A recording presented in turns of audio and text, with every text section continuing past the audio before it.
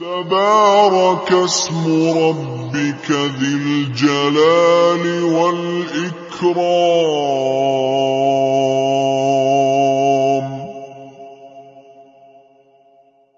اعوذ باللہ من الشیطان الرجیم. بسم اللہ الرحمن الرحیم. تمام دیکھنے اور سننے والوں کو ٹیم راہ ہدایت اور خاص طور پہ میری طرف سے السلام علیکم. جناب محترم، پچھلی سیریز کا خاصہ ہمارا قرآن حکیم کی وہ آیت رہی کہ جس کا ترجمہ تھا کہ یقیناً دلوں کا سکون جو ہے وہ میرے ذکر میں ہے. اس سیریز کو ہم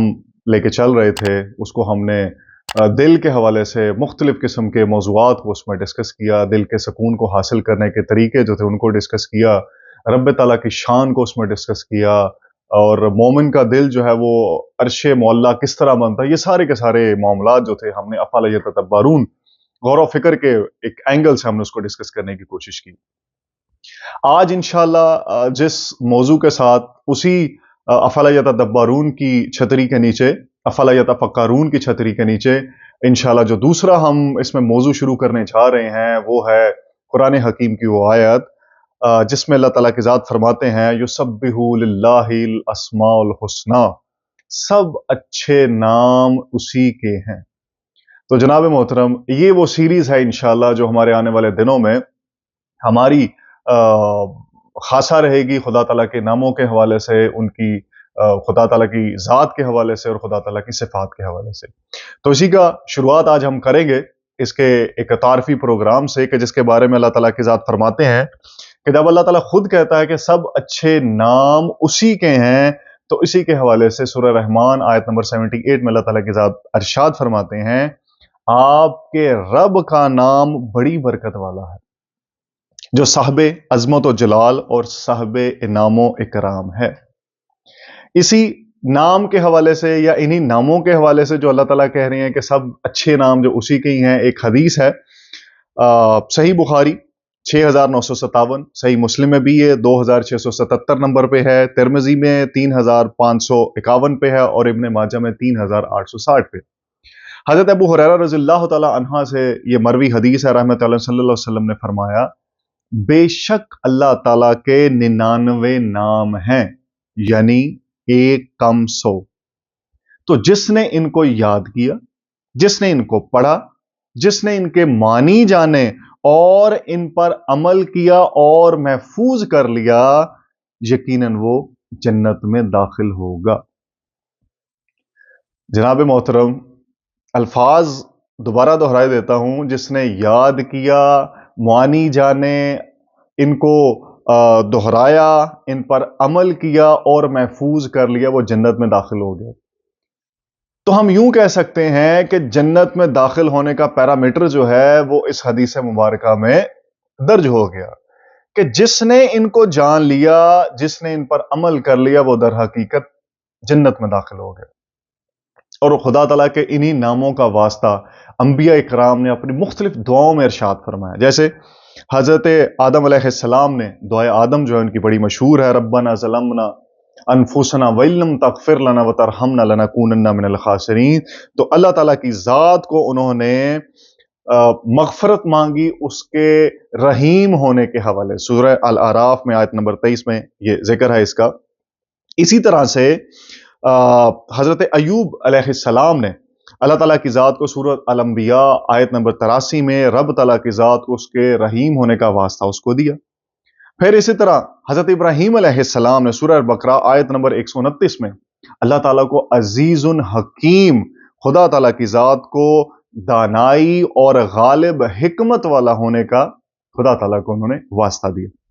اپنی دعا کی مقبولیت کے لیے. اسی طرح سے دعائے یونس جو ترمذی میں 3505 نمبر پہ لا الہ الا انت سبحانک انی کنت من الظالمین میں خدا تعالیٰ کی ذات کو اس کی پاکی کا واسطہ دیا گیا، اس کے سبحان ہونے کا اس کا واسطہ دیا گیا. اسی طرح سے حضرت یوسف علیہ السلام نے دعائے یوسف حضرت آیت نمبر 101 میں خدا تعالیٰ کی ذات کو فاترن، پیدا فرمانے والا، اور ولی، دوست اور کارساز ہونے کا واسطہ دیا. حضرت شعیب علیہ السلام نے سورہ الاعراف آیت نمبر 89 میں خدا تعالیٰ کی ذات کو خیر الفاتحین، بہترین فیصلہ فرمانے والا، بہترین فیصلہ کرنے والا،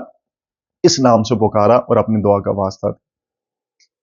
تو جناب محترم، انبیاء جو امت کے رہنما ہیں وہ ہمیں یہ طریق سکھا گئے، وہ ہمیں یہ راستہ بتا گئے کہ خدا تعالیٰ کی ذات کو جب بھی پکارا جائے اس کے ناموں کا واسطہ دے کے پکارا جائے۔ تو یہی وجہ ہے کہ ہم جب بھی کبھی خوشی کے معاملات میں ہوتے ہیں تو فوراً سجدہ شکر جو ہے وہ ہماری جبیں پہ مچلتا ہے، تو ہم اس کے حضور جو ہے وہ حاضر ہوتے ہیں اور سجدہ شکر کرتے ہیں اس کے ناموں کا واسطہ دے کے۔ جب بھی ہم کسی تنگ دستی میں، ہم کسی پریشان حال میں ہوتے ہیں تو اپنے ہاتھوں کو جو ہے اسی کی طرف بڑھا دیتے ہیں اس کے ناموں کا واسطہ دینے کے لیے۔ تو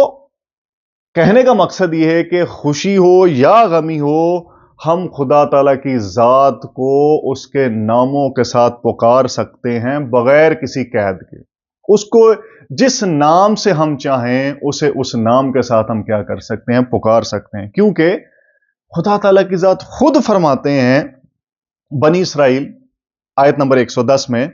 آپ صلی اللہ علیہ وآلہ وسلم کہہ دیجئے کہ اللہ کو اللہ کہہ کر پکارو یا رحمان کہہ کر، جس نام سے بھی پکارو سبھی اس کے بہترین نام ہیں۔ یعنی کہ خدا تعالیٰ کی ذات نے ہمیں اس قید سے بھی آزاد کر دیا کہ اس کو اللہ کہہ کے پکارے، رحمان کہہ کے پکارے، رحیم کہہ کے پکارے، رزاق کہہ کے پکارے، جس نام سے بھی پکاریں ہمیں اس نام کا واسطہ دے کے اس کو پکار سکتے ہیں۔ اور پھر صرف اور صرف یہ نام عربی زبان کی حد تک ہم قید نہیں کر سکتے، ہم جس زبان میں چاہیں اسے اس کا نام کا واسطہ دے کے ہم اس کو پکار سکتے ہیں۔ اور جناب صرف ہم ہی نہیں، اس کی تو ساری کی ساری مخلوق ہی اسے اس کے نام کا واسطہ دے کے ہر وقت اس کو بلاتی ہے، اس کو پکارتی ہے۔ تو اگر اللہ تعالیٰ کی ذات ہمیں غور و فکر کرنے کی یا وہ ہمیں سماعت دے دے